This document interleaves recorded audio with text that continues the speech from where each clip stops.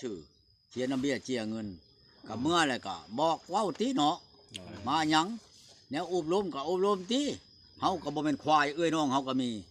พิษหยังพิษแม่นแล่นเพียงนั่นก็เว้ากันจักก่อนตีอันนี้บ่เว้าหยังเมื่อเชยอยู่จำกันกับควายมันบ่เป็นคนควายอันนี้โยพิษแม่นแล่นเพียงนั่นก็ห้องไปใช้ตีเคยค่อยตีค่อยฆ่าบ่อันนี้หารายได้ขายหีหลานหีลูกเงาโกยหีไปขายโลมันเมื่อไรขายให้ผมใหม่อีกจักหน่อยเลยคอยจะบอกกี่ดอกสิว่าอันอีตานี่นั่นควายบ่ในแผ่นดินลาวนี่ภาคความดินนี่มันอยากทั่วบดได้มันยังมันก็หูจักเบิ่เลยได้จนหอบประเทศลาวแล้วนะเอาแล้วอีตานี่นั่นสิว่ามันคนชื่อบ่อย่าได้เด้อไปเฮ็ดได้เด้อคอยจะเห็นนะให้เจ้าเห็นแล้วแต่มันเวิร์นอยู่ไป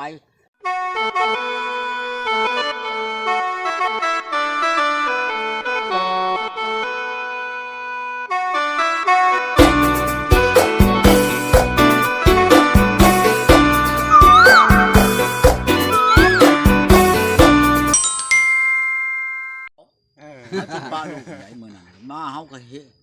โยเฮ็ดจนมันเมื่อบ่ได้พูดแล้วเราบ่รู้มันกะเบิ่งในใจเห็นบ่ถ้าเพิ่นมาน่ะเนาะเฮาบ่เอาสิเมียนเบิ่งเนาะตัวแม่มันนั่นบ่อยู่ของแม่มันคือสิขนาดตื่นอยู่ดอกเบิ่งคนนี่บ่ขนาดมานอนก็ยังเฮ็ดให้เห็นบ่พ่อใหญ่เอาให้เห็นแล้วเนาะมันอยากเฮ็ดอยู่แล้วแม่มันเนาะมันครับแต่ว่าเฮาบ่หาเนาะจำกันกับอันน้องชาวเฮาอยู่อันชาละวันนั่นแหละนี่ก็นอนชินอยู่เอิกผู้แบบนั่งก็แบบว่าจะเฮ็ดบ่ระวังหันบ่พ่อใหญ่แบบยั่วนะครับยั่วเนาะแบบใหญ่เนาะว่ามันยั่วเฮาเฮ็ดกันแล้วมันเฮาบ่หารเนาะมันปะแม่เอื้อยมันเมื่อไรเฮาจะฮู้จักว่าเขานั้นเอาทั้งเอื้อยก็ได้ทั้งน้องก็ได้นะเดี๋ยวนี้อยากมาแล้วเดี๋ยวนี้น้องนั่นอยากมาหาเฮานี่เขายังติดต่ออยู่นี่มันยังบ่ได้เบอร์มันเขาเฮ็ดอันนั้นการอยู่เหตุการณ์อยู่ชวนกล้วยจีนพุ่นส่วนใหญ่ก็เฮ็ดงานกล้วยจีนนี่แถมมงหนองลายหรือก็มาไปเป็นกระบวนเอ้าอันร้านนั้นมอนมันขมันก็ไปคือกันเจ้าก็จ้างวันเท่าไหร่เนาะเขาจ้างเขาบ่แม่นเป็นเดือนเป็นวันเป็นเดือนแปลว่า15มื้อเขาเบิกรถนะได้หลายไหนเนาะ15มื้อเบิกรถเฮาถามนั่นว่าเช้าคักแล้วเช้าคักแล้วตุ้ยจักเถื่อครับว่าบ่ม่วนเด้นี่นะที่ดอกเช้าคักแล้วเช้าแต่เฮาว่าเช้าคักเลยสิว่าได้พักก่อนมันไปเฮ็ดการก่อนขอยยังสิขึ้นไปชุมนาบุญคุณเจ้าอยู่ได้เนี่ยมกขมันแล้วว่ายังบ่เชื่อเฮาคันเฮาจะเฮ็ดให้อีนั่นคืนเฮาชูดกระทาเฮาน่ะคืนมาเอาอีกรถเฮาหักยันบาปซื่อๆได้เนาะเช้าเลยเนาะให้กระเช้าไปเลยเนาะอย่ามันนั่นซะเห็นเอาบุญซื่อๆดอกได้คือกันกับเมียเฮาเอานั่นเอานี่เฮาเมื่อนั่นเฮาบ่เฮ็ดหยังเฮาก็เฮ็ดเอาบุญกับผู้เฮาจะค่ายคือวันนี้แหละเฮาลงไปโลดธาตุพูนเพิ่นบื้นเฮาไปเฮาสิว่ามันบาปมันเวรมัน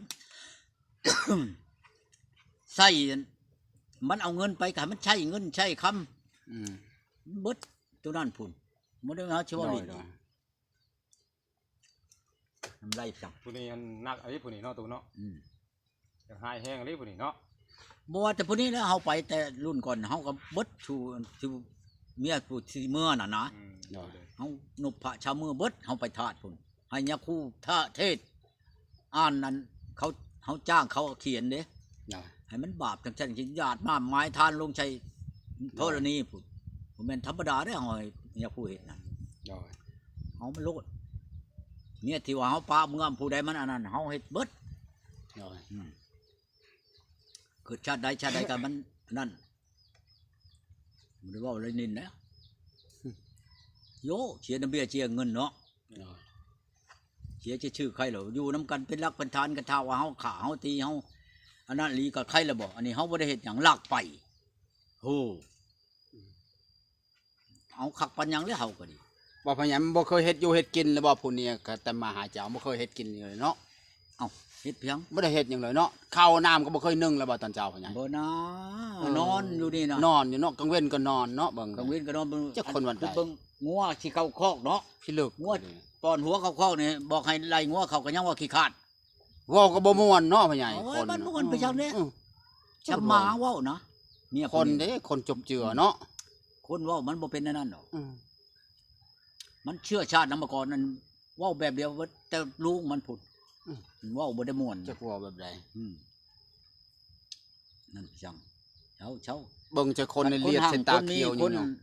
อันนั้นนั่นมันสิเว้าว่านั่นบ่โอ้ยเว้าม่วนก็ไปยังคนเขามีนั่น คนทางคนมีเขาบ่เว้าวันนี้นะเขา บ่แม่นเขาสิเว้านั่นน่ะนี่อันนี้กูจำไปจังอันข้อไก่เขายังงามกว่าเฮือนมันหั่น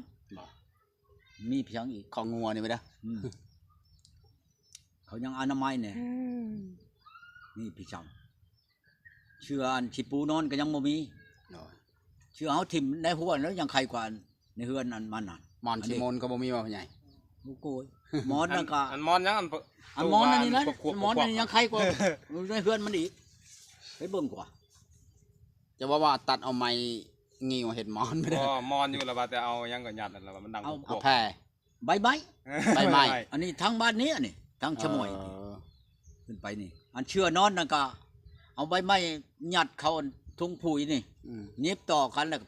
เขาไปนอน เรียงกัน เชียงควักขี้เชียงกันเรื่องของใบไม้เนาะใบไม้แห้ง เอาตีกันเดียวกับกว้างพวกขัง เขาเอาเพืองเนาะพ่อใหญ่ เพื่องใครกว่าอันนั้นแหละ ใครเนาะ บัดบ่เอาได้ เพิ่นว่าเอาเพืองเนาะ เอากูเฮาเนี่ยว่า ก็เอาเพืองคือจะใครแหน่ อันโพมขาดเอามาพับกันนะมาให้เฮาอันปูให้เฮานอนเอากูเฮาว่ายังไม่ชาติจักแน่สิว่าเฮาก็ดีนอนไปแล้ว เป็นไดไปได้ เนี่ยประชาเขาเนาะ นอนไปตำเป็นตำเกิน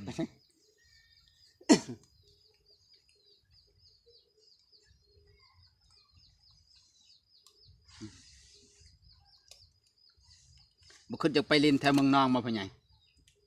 อยากไปนั่นแหละมันหักเฮาหักคางัวนี่ไปบัด ผู้สาวบ้านตะกอกันไปกับพ่อใหญ่ในม่วนขนาดผู้สาว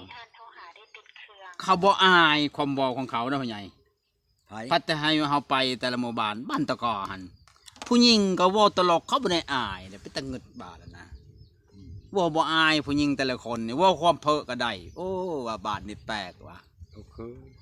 เคยมีแต่พี่สาวเด็กน้อยหักเว้าบ่อายความเพ้อนะเว้าหยังก็เว้าความเพ้อก็ได้โอ้บาดนี่แปลกว่ะ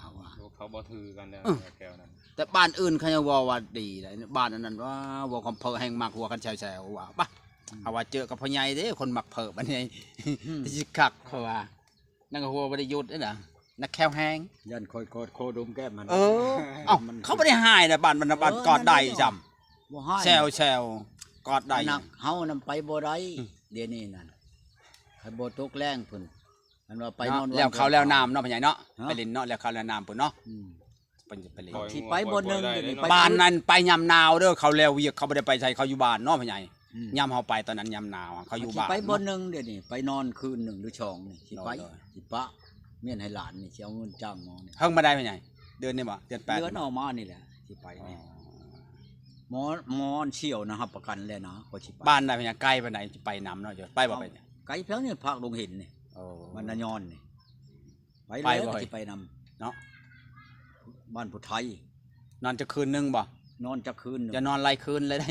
จะคืนนึ นึ ง งนี่แหละให้มันรู้จักว่าน้ำหมอนี่รับประกันเลยนี่ เลย ผู้ชาวนี่มาโลด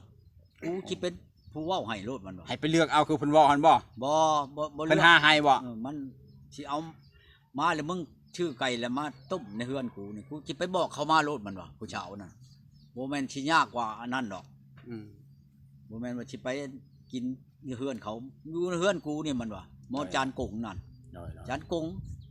มันนายอนนี่ ได้ สิไปนํแหละออกใหม่ซะก่อน ได้ สิโทรเอาแล้วไปโลดไปชูกันแล้วขึ้นไปโลดดงเห็นนี่ ได้ นั่นเพียงโทรใช่มัน จะคืนหนึงพอไปเนาะ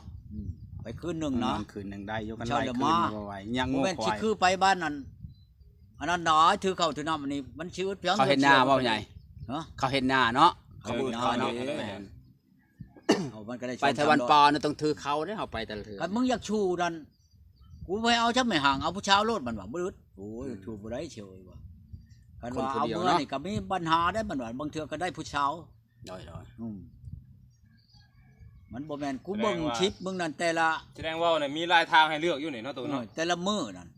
กูเบิ่งกูมื้อมันว่า ได้ หมอจันกงนี่คือกันกับอันหมออยู่ชาละวัฒน์นี่แหละหมออันนี้นะหมอนี่ก็รับประกันโลดนี่เอาผู้เช้าน่ะแมลง5 โมงแล้วจะโทรมาโลด กลางเว้นเขาไปเฮ็ดเวียกว่าใหญ่กลางเว้นเฮ็ดเวียกเนาะ กลางเว้นน่ะมันเฮ็ดเวียก เฮ็ดให้เนาะ วานนี่โทรไปชองชามชายรับกูชายหัก แต่ปัญหามันอันนั้นนะ บ่มีสัญญาณบ่ มันบ่มันเขาคาประชุมวัน อ๋อ วันฉินวันถิดเด้ ได้ อีนี่แหละนี่อีนี่อันอยากได้ ขออภัย นี่ โดยที่ท่านโทรหาได้ปิดเครื่อง ปิดเครื่องฝนตกบ่ อีนี่นั่นอีนี่แหละอยากได้อันบัตรนั่นน่ะปิดเครื่องเลยบัตร ก็ว่าอยากได้แต่บัตรอันบ่ เฮ้ยจะได้แต่บัตรอีนี่นะ จะบ่ขี้ดื้อซะแล้วเนี่ยอื่นบ่เอาบ่สิ โอ้ อยากได้แต่บัตรนี่